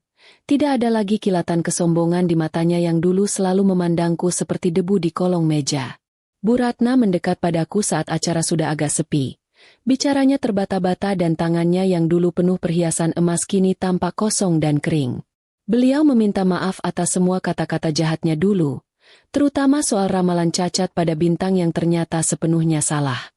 Bu Ratna bercerita kalau sekarang beliau hidup menumpang di rumah saudaranya, karena semua aset sudah disita untuk menutupi hutang Bayu yang menggunung. Lucunya, beliau sempat bertanya apakah aku punya lowongan pekerjaan sebagai tukang lipat kain atau tukang bersih-bersih di butikku karena beliau sangat butuh uang untuk makan. Aku tersenyum tipis, merasa betapa roda kehidupan ini bisa berputar dengan sangat cepat dan tidak terduga, menempatkan si penindas di kaki si korban. Aku tidak menaruh dendam, tapi aku juga tidak memberikan posisi pekerjaan itu kepadanya, karena aku ingin menjaga kedamaian lingkungan kerjaku di desa. Aku memberinya sejumlah uang yang cukup untuk modal membuka warung kecil di lingkungannya sekarang, murni sebagai bentuk sedekah agar urusanku dengan masa lalu benar-benar tuntas secara lahir dan batin. Aku katakan pada Bu Ratna bahwa aku sudah memaafkannya sejak lama, bukan karena beliau pantas dimaafkan, tapi karena hatiku terlalu berharga jika harus terus menyimpan kebencian. Bu Ratna menangis sesenggukan sambil mencium tanganku. Sebuah pemandangan yang dulu tidak akan pernah aku bayangkan bisa terjadi dalam 1000 tahun sekalipun. Sepulang dari pameran, aku disambut seperti pahlawan oleh seluruh warga desa, lengkap dengan suara rebana dan sorakan anak-anak kecil. Bibah sampai menangis haru saat melihat namaku muncul di koran lokal dengan foto yang sangat besar sedang menggendong bintang. Bintang sendiri sekarang sudah mulai belajar naik sepeda meskipun kakinya harus menggunakan pengait tambahan yang aku rancang khusus bersama Dokter Gunawan. Aku sering tertawa melihatnya jatuh bangun di halaman rumah. Tapi dia selalu bangkit lagi sambil berteriak bahwa dia adalah juara dunia. Bintang mengajarkanku bahwa luka di tubuh hanyalah tanda perjuangan, bukan tanda kegagalan yang harus disembunyikan. Investasi dari kota mulai masuk, tapi aku tetap memilih untuk mempertahankan pusat produksiku di desa agar ibu-ibu di sekitarku tetap punya pekerjaan. Aku membangun sebuah gedung konveksi yang modern di bekas tanah kosong milik keluarga Bibah, yang sekarang sudah kami beli secara sah. Aku memberikan fasilitas kesehatan bagi semua pegawaiku, sesuatu yang dulu tidak pernah aku dapatkan saat menjadi penjahit rumahan biasa. Hidupku sekarang terasa sangat penuh. Setiap jahitan yang aku buat bukan lagi untuk mencari makan, tapi untuk menciptakan kebahagiaan bagi orang lain. Aku merasa sudah menjadi wanita yang utuh, yang kecantikannya bukan berasal dari polesan bedak, tapi dari ketegaran jiwa yang sudah teruji oleh badai. Suatu sore, aku duduk di teras gedung baruku sambil memandangi Bintang yang sedang asyik bermain bola dengan asisten-asistenku. Aku merasa seperti sedang melihat sebuah lukisan yang sangat indah. Lukisan yang dulu kanvasnya sobek dan warnanya pudar, tapi sekarang sudah aku perbaiki sendiri dengan benang emas kesabaran. Bayu dan Bu Ratna sekarang hanyalah nama dalam buku catatan lamaku yang sudah berdebu. Tidak lagi punya kekuatan untuk membuatku menangis atau merasa kecil hati. Aku sudah membuktikan bahwa daster lusuh seorang penjahit pun bisa berubah menjadi gaun kemenangan jika diiringi dengan doa dan kerja keras yang tidak kenal lelah. Bab ke-8 ini ditutup dengan perasaan damai yang sangat dalam. Sebuah kemenangan yang tenang tanpa perlu ada teriakan sombong. Aku meraih gunting kain kesayanganku, gunting baru yang jauh lebih tajam, dan mulai memotong pola untuk desain terbaruku yang akan aku beri nama, Cahaya Bintang. Aku tahu perjalanan ini masih panjang, tapi aku tidak pernah takut lagi menghadapi hari esok, karena aku tahu benang takdirku berada di tangan yang tepat. Di desa yang kecil ini, aku telah menemukan jati diriku yang sebenarnya, seorang ibu, seorang pejuang, dan seorang seniman yang karyanya lahir dari ketulusan hati yang paling murni. Gedung produksi baruku di desa kini sudah berdiri megah, tapi aku tetap memastikan suasananya tidak kaku seperti pabrik-pabrik di kota yang pernah aku lihat. Di bagian tengah, aku sengaja menyisakan ruang terbuka hijau dengan banyak pohon buah, tempat di mana ibu-ibu pegawai bisa beristirahat sambil menyusui atau sekadar ngobrol santai saat jam makan siang. Lucunya, Bintang sekarang punya hobi baru. Dia suka sekali membagikan kerupuk kaleng kepada para pegawai setiap sore, seolah-olah dia adalah petugas kesejahteraan karyawan paling rajin sedunia. Anak-anak di desa juga sering datang untuk belajar menggambar bersama Bintang di teras gedung, menciptakan pemandangan yang sangat hangat dan jauh dari kesan bisnis yang dingin. Aku merasa usahaku ini bukan lagi sekadar mencari untung, tapi sudah menjadi jantung baru yang menghidupkan urat nadi ekonomi di kampung halamanku. Suatu hari, aku menerima sebuah undangan dari Dinas Perdagangan Provinsi untuk menjadi pembicara utama dalam acara temu usaha wanita berprestasi. Aku sempat merasa agak gugup, bukan karena takut bicara di depan orang, tapi karena aku lebih suka memegang gunting daripada memegang mikrofon. Namun, Bibah meyakinkanku dengan gaya bicaranya yang ceplas-ceplos. Beliau bilang kalau aku bisa menghadapi mertua yang galaknya melebihi singa lapar, maka bicara di depan orang-orang berjas seharusnya hanyalah perkara sepele. Aku tertawa mendengar analogi Bibah yang sangat tidak masuk akal itu. Tapi kata-katanya benar-benar memberikan suntikan percaya diri yang luar biasa. Aku pun memutuskan untuk hadir, mengenakan kemeja bordir hasil karya tim desaku yang paling halus, sebagai bentuk kebanggaan terhadap tangan-tangan terampil mereka. Saat acara berlangsung di sebuah hotel mewah di ibu kota provinsi, aku berdiri di atas panggung dan menceritakan perjalananku tanpa sedikit pun rasa malu akan masa laluku.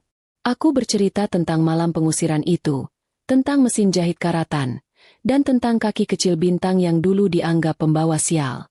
Aku melihat banyak orang di antara penonton yang mengusap air mata. Mungkin mereka juga pernah merasakan perihnya diremehkan oleh dunia. Lucunya, ada seorang peserta yang bertanya apa rahasia suksesku, dan aku hanya menjawab bahwa rahasianya adalah jangan pernah memutus benang harapan meskipun kain hidupmu sudah sobek 1000 kali.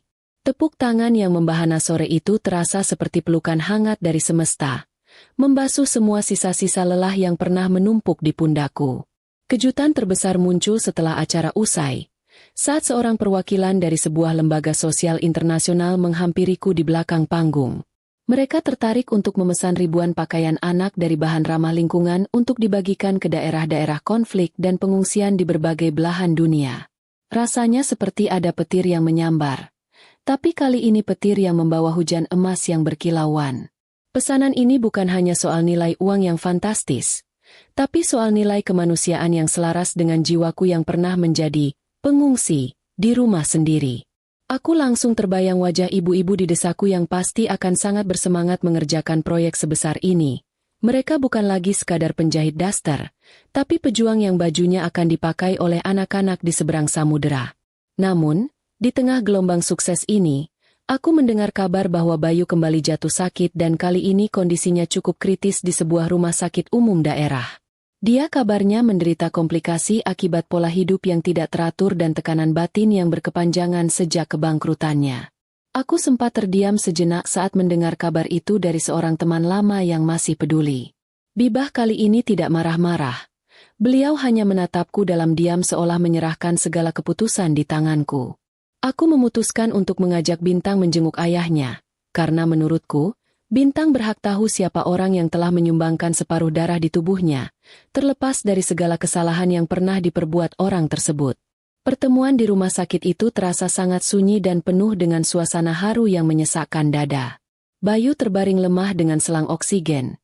Matanya yang cekung menatap Bintang dengan penuh rasa rindu sekaligus rasa malu yang teramat dalam. Bintang berdiri di samping tempat tidur, menggenggam tangan ayahnya yang kurus kering dengan tangan kecilnya yang hangat. Lucunya, Bintang tidak bertanya kenapa ayahnya sakit atau kemana saja selama ini.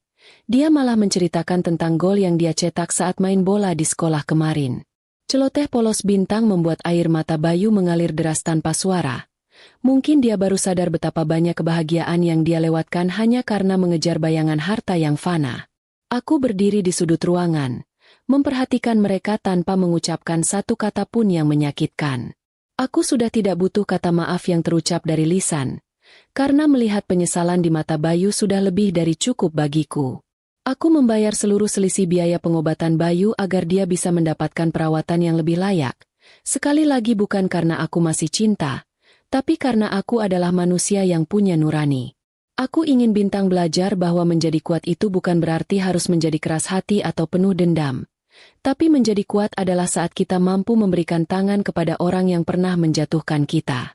Kami pulang dari rumah sakit dengan perasaan yang lebih lega. Seolah ada satu bab besar dalam buku kehidupan kami yang akhirnya benar-benar bisa diberi titik. Malam harinya, aku duduk di ruang tengah rumah Bibah yang sekarang sudah jauh lebih cantik tapi tetap menyisakan sudut-sudut kayu yang lama agar kenangannya tidak hilang. Bintang sudah tertidur pula setelah kelelahan bercerita tentang pertemuannya dengan Om Bayu. Begitu dia memanggil ayahnya karena memang tidak ada kedekatan batin sebagai orang tua. Aku meraih buku sketsa milik Bintang, melihat coretan-coretan warnanya yang semakin berani dan penuh imajinasi. Aku merasa hidupku sekarang seperti sebuah sulaman yang hampir selesai. Setiap benang sudah menempati posisinya, setiap warna sudah menyatu dengan indah, menciptakan pola yang takkan luntur oleh waktu. Kesuksesan finansial memang menyenangkan. Tapi kesuksesan hati yang damai adalah harta karun yang sebenarnya aku cari selama ini. Bab ke-9 ini ditutup dengan persiapan desa kami untuk merayakan keberhasilan mendapatkan kontrak internasional pertama kami. Seluruh warga desa ikut bergotong royong menyiapkan syukuran besar, dan aku merasa sangat bangga melihat mereka semua merasa memiliki busana Larasati. Aku memandangi mesin jahit pertamaku yang sekarang aku simpan rapi di dalam kotak kaca di lobi gedung produksi. Sebuah pengingat abadi tentang titik nol perjuanganku. Aku siap melangkah ke bab terakhir dengan senyuman. Karena aku tahu bahwa setiap luka yang pernah aku terima telah berubah menjadi mutiara yang indah. Hari esok bukan lagi tentang bertahan hidup, tapi tentang bagaimana memberikan kehidupan yang lebih baik bagi sebanyak-banyaknya orang di sekitarku. Pagi itu, desa kami dipenuhi dengan warna-warni kain yang membentang di sepanjang jalan menuju gedung produksi. Seolah-olah seluruh warga sedang merayakan pesta pelangi. Hari ini adalah keberangkatan pertama kontainer berisi pakaian anak karya, busana Larasati, menuju pelabuhan besar untuk dikirim ke luar negeri. Aku berdiri di depan barisan ibu-ibu penjahit yang semuanya memakai seragam batik buatan sendiri dengan wajah yang berbinar penuh kebanggaan. Lucunya, Bibah malah tampil paling heboh. Beliau memakai sanggul kecil dan kacamata hitam, sibuk mengatur posisi pot bunga agar terlihat bagus di depan kamera wartawan lokal yang datang meliput. Aku hanya bisa geleng-geleng kepala melihat tingkah Bibah yang sekarang merasa seperti manajer artis paling sibuk di kecamatan kami. Bintang berdiri di sampingku, memakai kemeja kecil yang aku jahitkan khusus dengan motif bintang di bagian dadanya. Langkah kakinya sekarang benar-benar sudah mantap. Hampir tidak terlihat lagi kalau dia pernah memiliki masalah dengan pertumbuhan urat kakinya. Dia memegang gunting besar yang dihiasi pita merah, bertugas untuk memotong pita sebagai simbolis pelepasan pengiriman barang kami yang pertama. Saat pita itu terputus, sorak-sorai warga desa pecah mengalahkan suara klakson truk yang sudah siap berangkat. Aku merasakan aliran hangat di dadaku, sebuah rasa yang tidak bisa digambarkan dengan kata-kata. Rasa haru yang bercampur dengan syukur karena benang-benang doa yang aku pintal setiap malam akhirnya terwujud menjadi kenyataan yang sangat nyata. Di tengah keramaian itu, aku teringat kabar bahwa Bayu sudah diperbolehkan pulang dari rumah sakit dan sekarang memilih untuk tinggal di sebuah panti pemulihan karena tidak memiliki sanak saudara yang mau merawatnya. Aku sempat mengirimkan paket pakaian hangat dan beberapa makanan kesukaannya melalui perantara. Sebuah tanda bahwa aku sudah benar-benar selesai dengan segala rasa sakit di masa lalu. Aku tidak lagi merasa perlu untuk membuktikan apa-apa kepadanya atau kepada keluarga besarnya yang dulu begitu angkuh. Kemenanganku bukan saat melihat mereka jatuh miskin atau sakit. Tapi kemenanganku adalah saat aku menyadari bahwa namaku tidak lagi terikat pada bayang-bayang mereka. Aku adalah Laras, pemilik hidupku sendiri, yang sudah berhasil menenun takdirnya dari potongan kain perca yang paling kecil sekalipun. Satu kejadian lucu yang tidak akan pernah aku lupakan adalah ketika salah satu wartawan bertanya kepadaku, apa barang yang paling berharga yang aku miliki selama perjuangan ini? Semua orang mungkin mengira aku akan menjawab, tabungan di bank, atau gedung produksi yang megah ini. Tapi aku malah menarik mesin jahit tuaku yang kakinya sudah mulai karatan ke depan kamera dan bilang kalau benda berisik inilah yang menyelamatkan nyawaku dan bayiku. Wartawan itu tampak bingung, tapi ibu-ibu di belakangku malah tertawa kompak karena mereka tahu betul betapa seringnya mesin tua itu batuk-batuk saat kami harus lembur mengejar pesanan di awal-awal usaha dulu. Bagi kami, kebahagiaan itu bukan soal benda yang mewah, tapi soal benda yang setia menemani di saat susah. Setelah acara selesai, aku mengajak Bintang berjalan-jalan di pematang sawah, tempat yang dulu sering aku datangi saat aku merasa ingin menyerah pada keadaan. Aku duduk di atas sebuah batu besar sambil memandangi hamparan hijau yang ditiup angin sore, sementara Bintang asyik mencari belalang di antara rumput liar. Aku memandangi jemari tanganku yang sekarang penuh dengan bekas luka kecil akibat tertusuk jarum selama bertahun-tahun. Luka-luka itu adalah medali keberanianku yang sesungguhnya. Aku merasa sangat damai. Sebuah perasaan yang sangat langka ditemukan di tengah hiruk-pikuk ambisi manusia. Aku sudah sampai di titik di mana aku tidak lagi mengejar apapun, melainkan hanya ingin menjaga apa yang sudah aku miliki dengan sebaik-baiknya. Bintang datang menghampiriku sambil membawa bunga liar berwarna kuning kecil dan menyelipkannya di telingaku. Dia bilang, "Mama, hari ini Mama terlihat seperti ratu di dalam buku ceritaku." Aku tertawa kecil dan memeluknya erat, membisikkan bahwa dia adalah raja kecil yang membuat istana kami menjadi selalu hangat. Aku sadar bahwa keberhasilanku membangun usaha ini hanyalah bonus dari Tuhan. Hadiah yang sebenarnya adalah melihat Bintang tumbuh menjadi anak yang penuh kasih dan tidak membawa dendam di hatinya. Aku sudah berhasil memutuskan rantai kebencian yang dulu hampir saja meracuni masa depannya. Dan itu adalah prestasi paling membanggakan dalam hidupku sebagai seorang ibu. Sekarang, busana Larasati bukan hanya merek baju, tapi sudah menjadi simbol bagi setiap wanita di daerahku bahwa tidak ada kata terlambat untuk bangkit dari kehancuran. Aku mulai membangun sebuah sekolah menjahit gratis di belakang ruko lamaku, khusus untuk gadis-gadis putus sekolah agar mereka punya keahlian dan tidak mudah diperdaya oleh keadaan ekonomi yang sulit. Aku ingin mereka tahu bahwa tangan seorang wanita itu diciptakan untuk menciptakan keindahan, bukan hanya untuk menadah belas kasihan. Aku merasa hidupku sekarang sudah lengkap. Setiap lubang kancing yang pernah aku jahit telah tertutup rapi, menciptakan pola kehidupan yang indah dan bermartabat. Malam harinya, aku duduk bersama Bibah di teras rumah sambil memandangi bintang-bintang yang bertaburan di langit malam desa kami yang bersih. Bibah sesekali masih saja membicarakan soal harga telur yang naik, membuktikan bahwa meskipun kami sudah punya uang, kebiasaan emak-emak desa untuk perhitungan tetap tidak akan hilang. Kami tertawa bersama di bawah cahaya lampu teras yang terang. Sebuah tawa yang sangat jujur tanpa ada beban yang mengganjal di hati. Aku merasa seolah ibu mertuaku dan Bayu hanyalah tokoh figuran dalam sebuah sandiwara lama yang naskahnya sudah lama aku buang ke tempat sampah. Sekarang, aku sedang menulis naskahku sendiri, sebuah naskah yang isinya penuh dengan cinta, kemandirian, dan harapan yang tidak akan pernah padam. Bab terakhir ini aku tutup dengan perasaan yang sangat ringan, seringan kain sutra yang baru saja selesai ditenun. Aku tidak tahu kejutan apa lagi yang akan datang besok. Mungkin tantangan baru atau mungkin kebahagiaan baru yang lebih besar. Tapi aku tidak lagi merasa takut menghadapi apapun yang ada di depan sana. Selama aku masih punya jarum jahit dan benang doa, aku yakin aku bisa memperbaiki setiap robekan yang mungkin akan muncul dalam perjalanan hidupku selanjutnya. Aku adalah Laras, seorang penjahit yang pernah dibuang namun berhasil merajut mahkotanya sendiri dari sisa-sisa air mata. Bintang-bintang di langit seolah berkedip setuju, dan aku memejamkan mata dengan senyuman yang paling manis yang pernah aku miliki. Tidurku malam ini bukan lagi tidur seorang pelarian yang ketakutan, melainkan tidur seorang pemenang yang sudah berhasil menaklukkan dirinya sendiri. Masa lalu sudah benar-benar menjadi sejarah, dan hari esok adalah kain putih bersih yang siap untuk aku lukis dengan warna-warna paling indah di dunia. Terima kasih, hidup, karena telah memberiku kesempatan untuk menjadi sekuat ini. Terima kasih, benang, karena tidak pernah putus saat aku paling membutuhkanmu.